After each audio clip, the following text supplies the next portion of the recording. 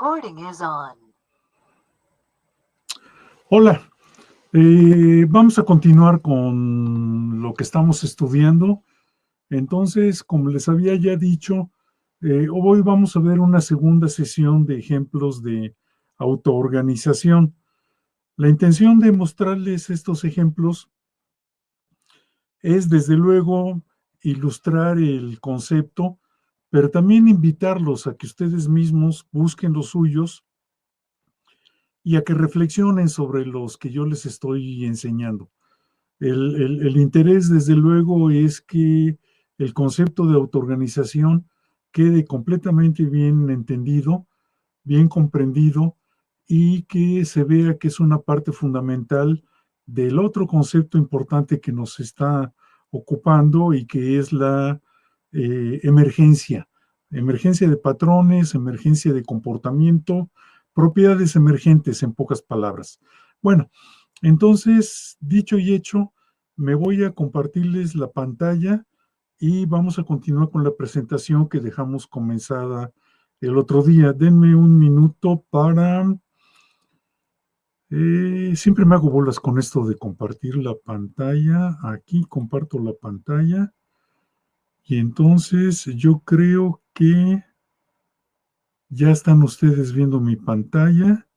Entonces, si hago pequeña esta página, están viendo mi correo, pero no quiero que vean mi correo, quiero que vean la presentación. Entonces, aquí tenemos, ¿verdad?, la pequeñísima presentación que les preparé para el otro día. Ya cuando pongo esta fotografía, esta diapositiva, ya saben de qué se trata.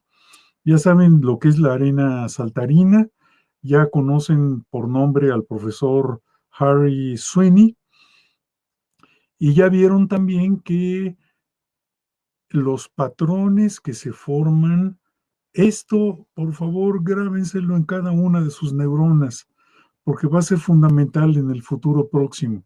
Los patrones que se forman son independientes de la composición material de los agentes microscópicos del sistema. ¿Estamos? Bueno, diciendo y haciendo, todo esto ya lo vimos, lo voy a pasar ya rápido. Y lo del sartén, ¿se acuerdan? Este ejemplo es espectacular, estarán de acuerdo, lo de los prismas basálticos en el estado de Hidalgo. Vayan, vale mucho la pena. Y aquí discutíamos acerca de la posibilidad, ¿verdad?, que desde mi punto de vista casi es certeza, pero no tengo la herramienta teórica ni la evidencia experimental para mostrarlo, pero no podría ser de otra manera, ¿verdad?, que el tiempo es una propiedad emergente de la organización de la materia. Sin materia no hay tiempo, y tampoco espacio, dicho sea de paso, ¿verdad? Pero en fin, eso ya lo discutimos en la sesión anterior.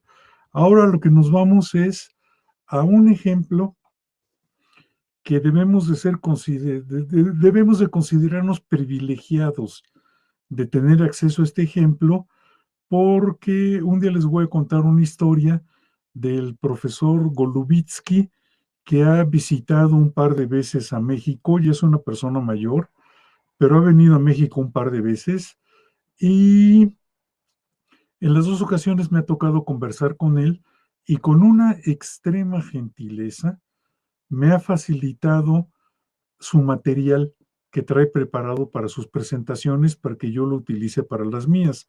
De hecho, la foto de los 6 círculos con la arena saltarina es una diapositiva que él traía para su presentación, y en los tiempos en los que las diapositivas eran materiales, eran de acetato, ¿de acuerdo? Eran filminas de acetato. Me la prestó para sacarle fotocopias en un congreso de la Sociedad Matemática Mexicana, y yo le he sacado bastante provecho a esa fotografía. Y lo que van a ver ahora es un inédito, porque hace poquito le vi una conferencia, le pedí que por favor me facilitara el material didáctico de su conferencia, y con la gran gentileza que lo caracteriza, me pasó un video que van a ser ustedes los primeros que lo van a ver aquí en México. Pero antes de que vean el video, quiero que vean ustedes el dibujo que están viendo en la pantalla y convénzanse que por eso no les doy la clase con una tableta digital, porque nada más no puedo hacer para que me salga la letra, ya no digamos bonita, sino para que me salga decorosa. Pero bueno, ayúdenme y échenle imaginación al asunto. Supónganse que tengo una tubería por la que está entrando una mezcla de gas con aire. Ujú.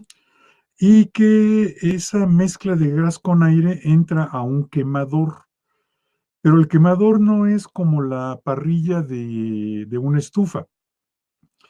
El quemador es una piedra porosa, es decir, el gas se difunde por la piedra porosa y una mezcla de aire con gas, que es una mezcla inflamable, sale por la superficie plana de la piedra porosa y ahí le ponemos nosotros un cerillo y se enciende. Entonces, pues es una parrilla de estufa, pero muy sofisticada. O si quieren ustedes, es un quemador de boiler, pero muy sofisticado. Aquí quise escribir piedra porosa. Si no se entiende, se los leo de una vez. Esto es una piedra porosa. ¿De acuerdo? Entonces, este es el dispositivo experimental. Es muy sencillo. Entra mezcla de gas con aire, se difunde esa mezcla al pasar por la piedra porosa, sale al exterior por una cara plana de esa piedra porosa y ahí le ponemos un cerillo para que se encienda. ¿De acuerdo? Bueno, yo puedo controlar la velocidad con lo que entra la mezcla y también puedo controlar la proporción de gas con aire.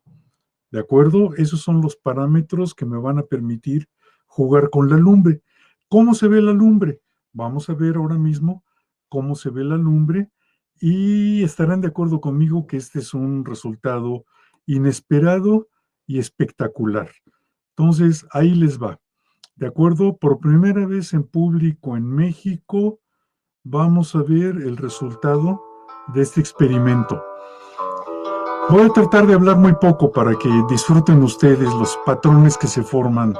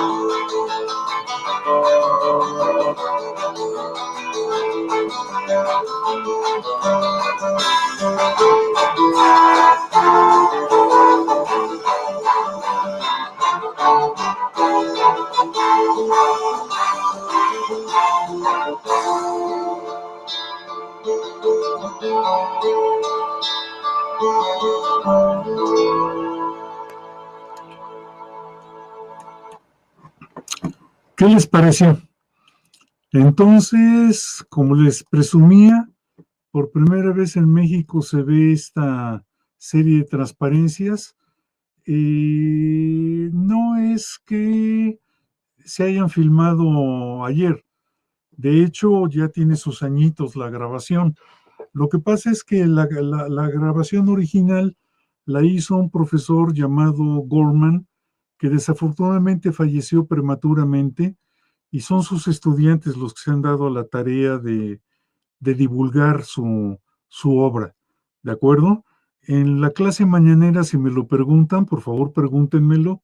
Escribo el nombre tanto del autor del video como del profesor que gentilmente me lo proporcionó.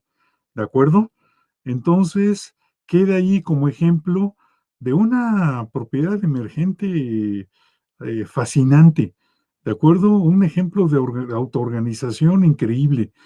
Se ve clarísimo cómo a partir de la mezcla homogénea, insisto mucho y subrayo la palabra homogénea, la mezcla homogénea de gas con aire, la dinámica de la combustión genera patrones maravillosos.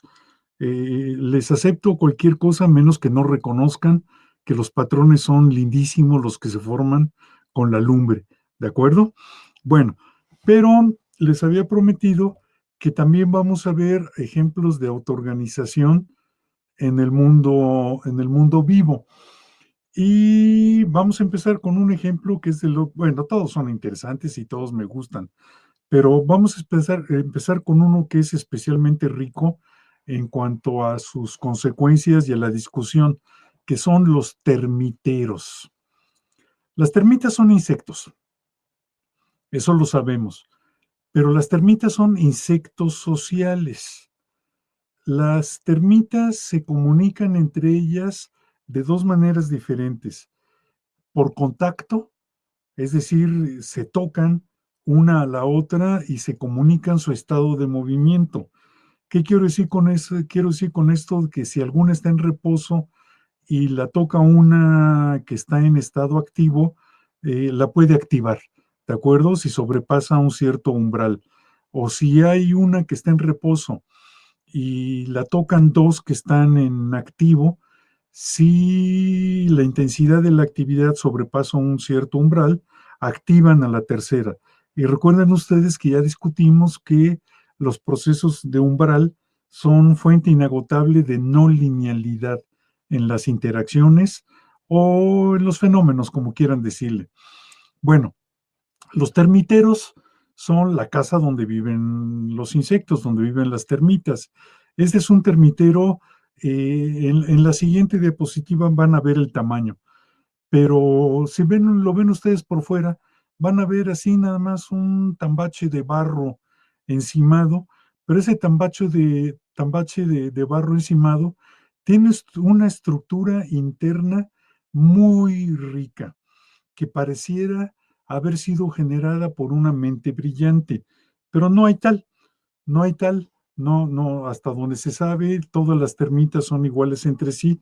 No, hay clases sociales, pero ahora vamos a discutir eso de las clases sociales un poquito más adelante. Pero no hay una directora, no hay una termita que tenga la partitura o que tenga los planos para construir el termitero.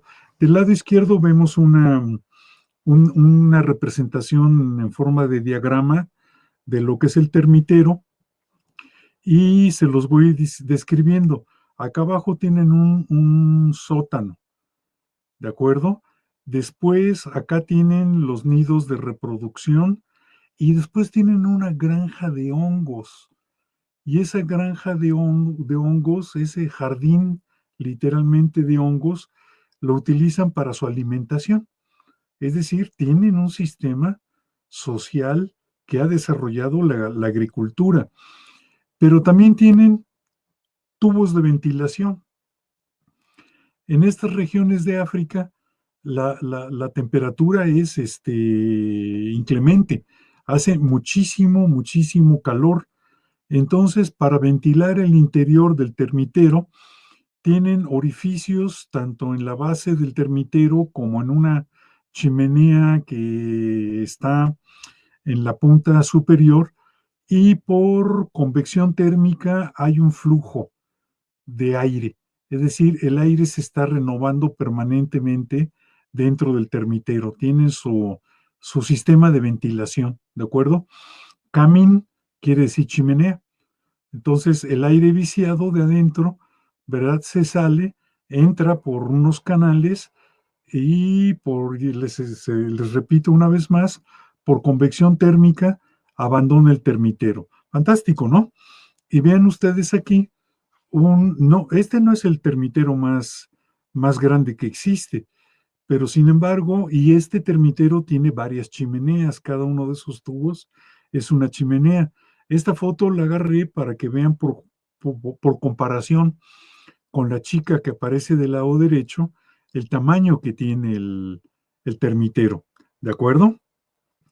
Al rato comento un poquito más de las termitas, nada más aquí para insistir una vez más que una termita, dos termitas, tres termitas, no se ponen de acuerdo para decir vamos haciendo un termitero.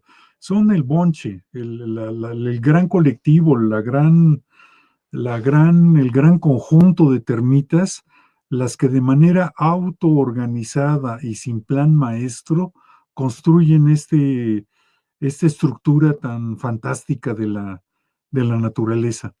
¿De acuerdo? Bueno, vamos a pasar al siguiente ejemplo, y el siguiente ejemplo tiene que ver con las abejas. Esta es una especie de abejas silvestres, porque estamos nosotros familiarizados con los panales de las abejas domésticas, ¿de acuerdo? Y los panales de las abejas domésticas tienen forma de hexágono cada celda. Es decir, un panal está hecho de muchas celdas hexagonales. La explicación la conocen ustedes, ¿verdad? Y es que la estructura hexagonal es una estructura muy robusta y que llena el plano, es un polígono el hexágono que llena el plano de manera que no deja huecos. Eso se llama una teselación completa del plano. Los triángulos también pueden formar teselaciones completas, los cubos pueden formar teselaciones completas del plano, el pentágono no. El pentágono con pentágonos dispuestos en filas, en hileras, no pueden ustedes llenar el plano de manera que no queden huecos. Con los hexágonos sí. Pero en las abejas domésticas se les introduce un marco que tiene una lámina muy delgada de cera virgen, y a partir de ella empiezan a generar sus celdas hexagonales. Estas no, estas son abejas silvestres. Y vean ustedes que las celdas son circulares, pero aparecen en una latiz hexagonal. Ok, argumentenme que eso lo hacen para hacer más eficiente el espacio, aunque esa manera de decirlo es incorrecta, ¿verdad? Porque no es que de repente organizaron una asamblea general las abejas y se pusieron de acuerdo todas.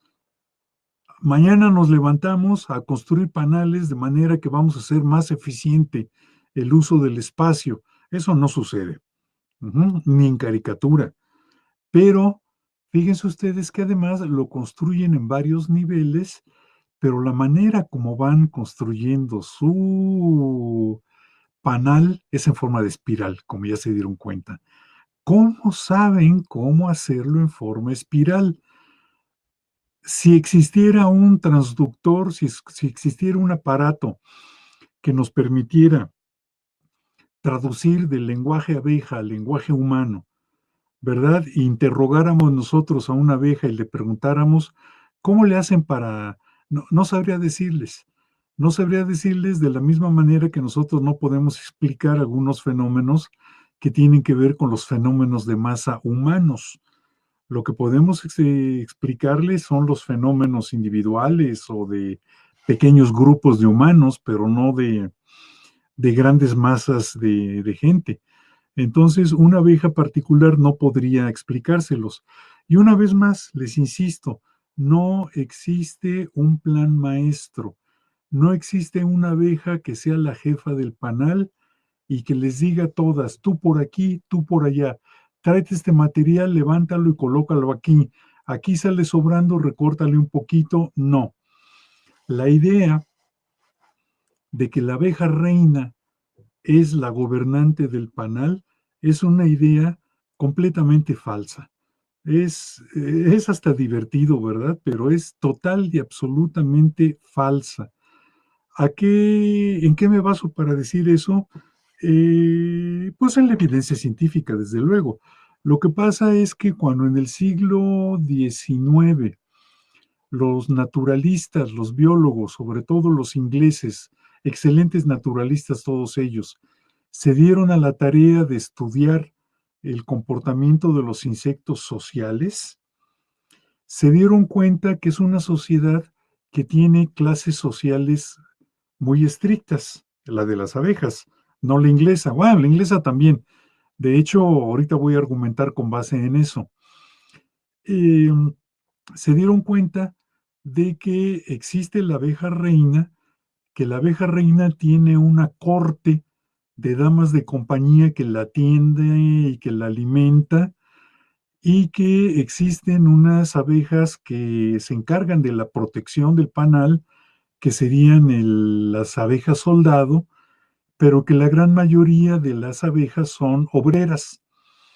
Entonces, los biólogos ingleses creyeron encontrar en esa organización social un reflejo de su misma sociedad. ¿Por qué?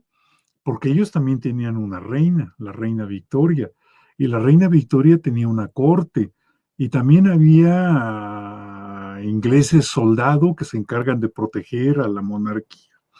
Y la gran mayoría de los ingleses son obreros que hacen tareas repetitivas, insanas, insalubres, más bien quiero decir, ¿verdad? Y que están en el escalón más bajo de la organización social. Entonces, estos naturalistas le copiaron los nombres de su sociedad humana a la sociedad de los insectos, y a la abeja, que es la única y que es la que se encarga de la reproducción del panal, le pusieron la abeja reina, a las damas de compañía le pusieron la corte, los soldados y las obreras, ¿de acuerdo? Como una copia de la organización social de la sociedad inglesa de la época. Pues ese es el riesgo, ¿verdad?, de llevar las ideas dominantes de la sociedad a la naturaleza que está uno estudiando, porque la abeja reina no es una abeja que viva con todos los lujos y que viva con todas las comodidades y que haga lo que se le pegue la gana. Es la abeja que tiene uno de los papeles más ingratos que pueden ocurrir dentro del panal. La abeja reina nunca sale del panal, no puede salir del panal. ¿Por qué no puede salir del panal? Porque su única función es reproductiva. Entonces tiene tan exageradamente desarrollados los órganos reproductivos que no se puede ni siquiera mover. Es una abeja que tiene su cabecita, sus patitas y todo el resto del cuerpo de 10 veces o de 20 veces el tamaño de su tórax y de su cabeza es el abdomen que contiene el aparato reproductivo. ¿De acuerdo? Ni siquiera se puede arrastrar. Y las damas de compañía, ¿qué son las damas de compañía? Son las abejas que la están alimentando, y la están alimentando incesantemente, no puede dejar nunca de comer. ¿Por qué no puede dejar nunca de comer? Porque no puede dejar nunca de reproducirse. Entonces, así como lo van alimentando, ella va liberando a la siguiente generación de abejas en forma de larvas, y van saliendo como salchichas de una fábrica de salchichas las larvas, y las damas de la corte las van recogiendo y las van depositando en las celdillas que contienen alimento para que maduren, crezcan y se vuelvan abejas. Genéticamente todas son iguales. La manera en la cual se alimentan hace la diferencia. Si por alguna razón la abeja reina muere, estaría condenado a morir todo el panal y de hecho en una buena proporción de los casos muere todo el panal. Pero si se le da jalea real, que es el alimento, a una oveja obrera se puede transformar en abeja reina. ¿De acuerdo? Bueno, entonces saquen ustedes sus conclusiones de este ejemplo y nadie quisiera ser la abeja reina, ¿eh? Nadie quisiera ser la reina de las abejas porque les digo que ni siquiera puede abandonar nunca el panal, ya no digamos volar, ya las alas de hecho las tiene, se le atrofian porque no puede ni siquiera moverse. Pero el riesgo está en tratar de imponer sobre la naturaleza las ideas prejuiciosas que tenemos, que son las ideas dominantes de la sociedad en la que vivimos, y luego hacerle al revés. ¿Qué quiere decir hacerle al revés? Justificar la existencia de capas sociales diciendo que es la manera natural, puesto que así se organizan las abejas.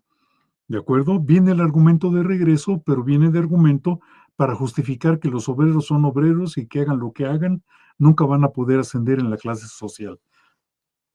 Bueno, reflexionen por favor acerca de todo lo que les acabo de decir y pasamos a la siguiente.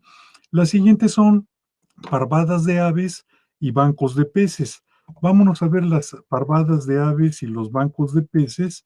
¿Dónde los tengo? Los tengo por aquí. Vean esta cosa y díganme si no es fascinante. Estas son una parvada de estorninos. Entonces son miles de estorninos en una gran parvada. Y también no voy a hablar mucho, los voy a dejar que lo miren. Cada quien figúrese lo que quiera. Pero vean ustedes que es una acción colectiva concertada por el colectivo. Es decir, es una propiedad autoorganizada y la parvada es una propiedad emergente.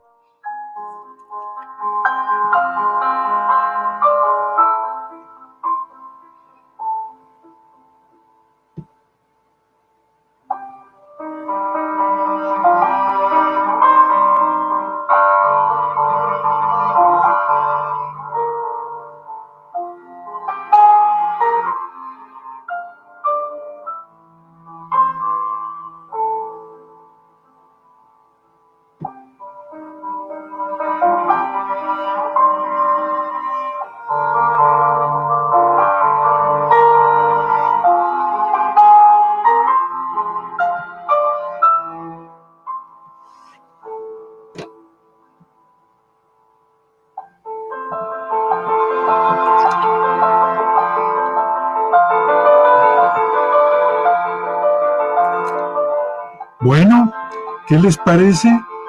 Pues tampoco hay estorninos jefes. Y no solamente los estorninos, porque podríamos pensar que es una propiedad que desarrolló una especie en particular. También existen parvadas de muchas otras especies de aves, en particular los cuervos y también los mismos murciélagos, que ni siquiera son pájaros. Los murciélagos son mamíferos, ¿de acuerdo? También se organizan en su vuelo en parvadas. Y también si nos vamos a otro medio que no sea el medio aéreo, ¿verdad? También tenemos que tan filogenéticamente lejanos de las aves, los peces también se organizan en parvadas, pero no se llaman parvadas cuando hablamos de peces, se habla de bancos de peces, ¿de acuerdo? Entonces tenemos aquí los bancos de peces, en particular este ejemplo son sardinas. Y ya han de estar fastidiados de tanto que les insisto, ¿verdad? Pero hasta donde llega nuestro conocimiento, no hay una sardina generala, no hay una sardina que dirige el movimiento concertado de todas ellas. Se comunican entre sí de la misma manera que las termitas y las abejas se comunican entre sí, es decir, por contacto físico, por contacto visual y por señales eléctricas también, ¿eh? Los peces, las termitas y las hormigas se comunican también por señales químicas. Los peces a lo largo de sus costados tienen un órgano sensor de campos eléctricos. Entonces también se pueden comunicar mediante breves emisiones de un campo eléctrico. Entonces ahí vieron ustedes un banco de sardinas con miles de sardinas y los reto, déjenme pararle ya aquí, ¿por qué? ¿Por qué? Porque quiero que, déjenme ver cómo puedo regresar a verlos a ustedes. Creo que ahí estamos de nuevo, ¿es cierto? ¿Por qué forman parvadas las aves y por qué forman bancos los peces? ¿Cuál es la razón biológica de ello? Eso quiero que, por favor, quiero que lo indaguen y quiero que lo comprendan, pero quiero que sean muy críticos con el tipo de explicaciones que ustedes encuentren, si me hacen favor. Bueno, entonces, tanto esta sesión como la anterior, espero que les haya generado un mundo de ideas. Ojalá que sea así y ojalá que nuestras discusiones sean muy fructíferas, porque ya vamos a dejar este tema de momento. Subrayo, de momento, porque vamos a seguir hablando todo el semestre de propiedades emergentes, de comportamiento colectivo y de autoorganización. ¿Juega? Pero ya vamos a pasar al siguiente tema. Vamos a terminar la tercera parte del curso que fue conceptos y vamos a empezar como las herramientas, sí, así se llama, ¿verdad? Las herramientas de la dinámica no lineal. No es cierto, se llama las herramientas de los sistemas complejos. Ya vamos a comenzar con eso, ¿de acuerdo? A menos que se les ocurra alguna propuesta que nos fascine a todos. Juega, nos vemos en la mañanera. Chao, hasta luego.